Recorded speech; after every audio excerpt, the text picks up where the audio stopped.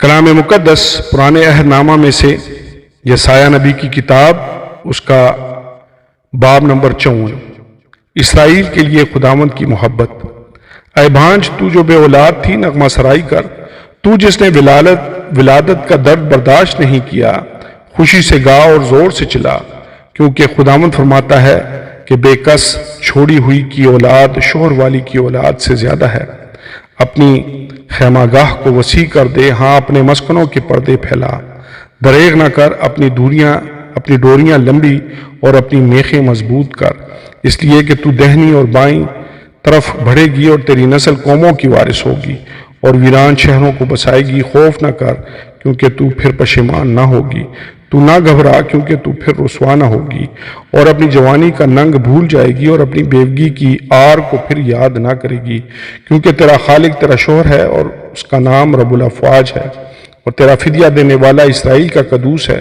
وہ تمام روئے زمین کا خدا کہلائے گا، کیونکہ تیرا خدا فرماتا ہے کہ خداوند نے تجھ کو متروکہ اور دل آزردہ بیوی کی طرح، ہاں جوانی کی متروکہ بیوی کی مانند پھر بلایا ہے۔ میں نے ایک دم کے لیے تجھے چھوڑ دیا، لیکن رحمت کی فراوانی سے تجھے لے لوں گا۔ خداوند تیرا نجات دینے والا فرماتا ہے کہ قہر کی شدت میں میں نے ایک دم کے لیے تجھ سے منہ چھپایا، پر اب میں ابدی شفقت سے تجھ پر رحم کروں گا، کیونکہ میرے لیے یہ طوفان نوح کا سا معاملہ ہے کہ جس طرح میں نے قسم کھائی تھی کہ پھر زمین پر نوح کا سا طوفان کبھی نہ آئے گا، اسی طرح اب میں نے قسم کھائی ہے کہ میں تجھ سے پھر کبھی آزردہ نہ ہوں گا اور تجھ کو نہ گھڑکوں گا۔ خداوند تجھ پر رحم کرنے والا یوں فرماتا ہے کہ پہاڑ تو جاتے رہیں اور ٹیلے ٹل جائیں، لیکن میری شفقت کبھی تجھ پر سے جاتی نہ رہے گی اور میرا صلح کا عہد نہ ٹلے گا۔ مستقبل کا یروشلم، اے مصیبت زدہ اور طوفان کی ماری اور تسلی سے محروم، دیکھ میں تیرے پتھروں کو سیاہ ریختہ میں لگاؤں گا اور تیری بنیاد نیلم سے ڈالوں گا۔ میں تیرے کنگروں کو لالوں اور تیرے پھاٹکوں کو شب چراغ اور تیری ساری فصیل بیش قیمت پتھروں سے بناؤں گا، اور تیرے سب فرزند خداوند سے تعلیم پائیں گے اور تیرے فرزندوں کو سلامتی کامل ہوگی۔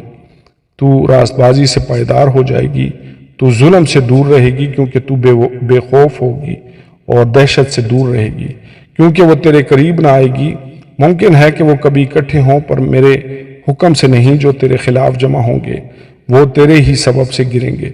دیکھ میں نے لوہار کو پیدا کیا جو کوئلوں کی آگ دھونکتا اور اپنے کام کے لیے ہتھیار نکالتا ہے، اور غارت گر کو میں نے ہی پیدا کیا کہ لوٹ مار کرے۔